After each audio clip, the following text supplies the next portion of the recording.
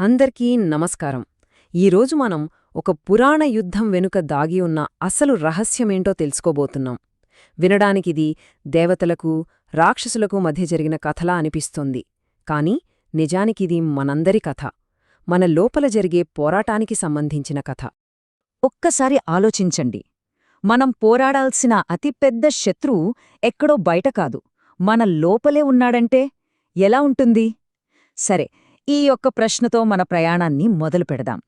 సరే, ముందుగా అసలు ఈ మహాసంగ్రామం ఎందుకు మొదలైందో చూద్దాం. అంటే ఈ కథ మొదలయ్యే సమయానికి అప్పటి పరిస్థితి ఏంటి, ప్రపంచం ఎలా ఉంది?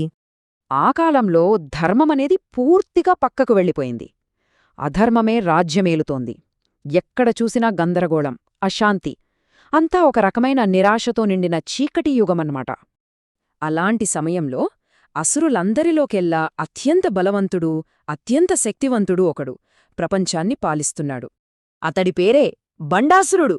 గుర్తుపెట్టుకోండి, ఈ కథలో ఇతనే చాలా కీలకమైన పాత్ర.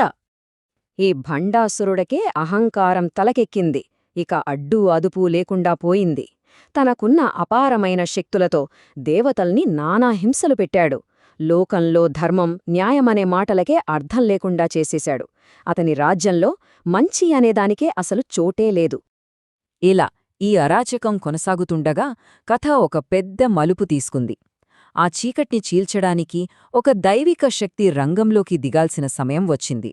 ఇక చేసేదేమీ లేక అన్ని ఆశలు వదులుకున్న దేవతలు చివరి ప్రయత్నంగా ఆ జగన్మాతను, దివ్యతల్లిని ప్రార్థించడం మొదలుపెట్టారు. అప్పుడు వాళ్ల ప్రార్థనలు ఫలించాయి. దేవతలు చేసిన ఒక మహాయజ్ఞంలోని పవిత్రమైన చిదగ్నికుండముంది కదా, దానిలోంచి ఒక అద్భుతమైన, అసలు మాటల్లో చెప్పలేని ఒక తేజస్సు పుట్టింది. ఆ దివ్య తేజస్సునుంచే సాక్షాత్తు లలితా త్రిపుర సుందరి అమ్మవారు ఆవిర్భవించింది. ఆమె వైభవాన్ని ఒక్కసారి ఊహించుకోండి. తన దివ్య సింహాసనంపై శ్రీచక్ర రథంమీద ఆసీనురాలై యావత్ విశ్వాన్ని కాపాడటానికి యుద్ధానికి సిద్ధమైంది. ఆమె చూపునిండా కరుణ, చేతిలో ధర్మచక్రం. ఇక మొదలైంది చీకటికి వెలుగుకు మధ్య ఆఖరి యుద్ధం.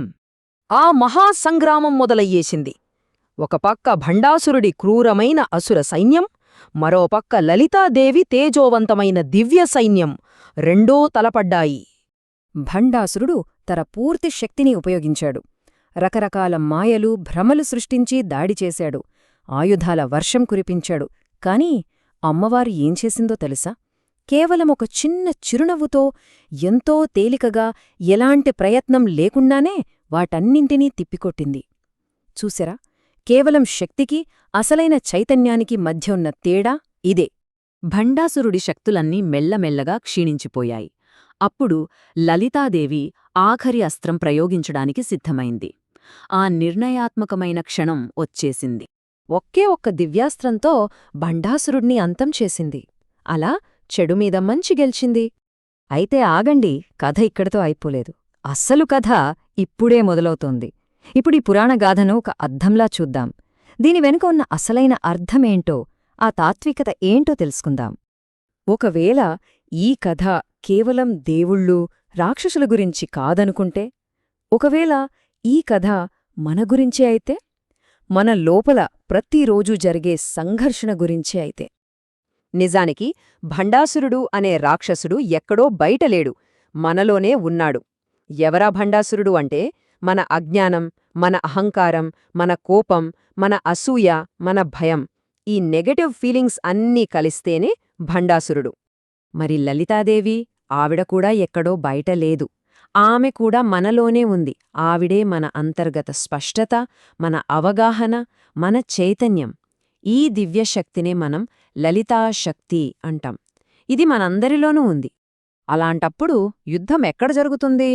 ఆ యుద్ధభూమి కూడా మన లోపలే. జ్ఞానానికి, అజ్ఞానానికి మధ్య, మనలోని మంచికి, చెడుకి మధ్య, ప్రతిరోజు, ప్రతిక్షణం మన మనసులోనే ఈ యుద్ధం జరుగుతూ ఉంటుంది. సరే, బాగుంది. మరి మన లోపల జరిగే ఈ యుద్ధంలో ఎలా గెలవాలి? ఈ కథ మనకు నేర్పించే ప్రాక్టికల్ లెసన్ ఇదే. ఈ అంతర్గత విజయాన్ని సాధించడానికి మార్గం చాలా స్పష్టంగా ఉంది. మొదటిది, మనపై మనకు అవగాహన పెంచుకోవాలి. అంటే మన ఆలోచనల్ని, మన ఫీలింగ్స్ని గమనించడం మొదలుపెట్టాలి. రెండోది, మనస్సుని అదుపులో పెట్టుకోవాలి. దాన్ని కంట్రోల్ చేయడం నేర్చుకోవాలి. ఇక మూడోది, ఎప్పుడూ సత్యం వైపు, ధర్మం వైపు నిలబడాలి.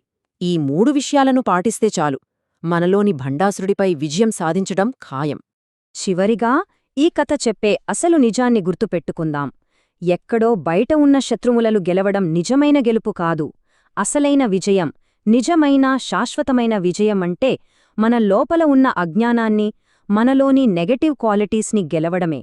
అదే అసలైన ఆధ్యాత్మిక విజయం.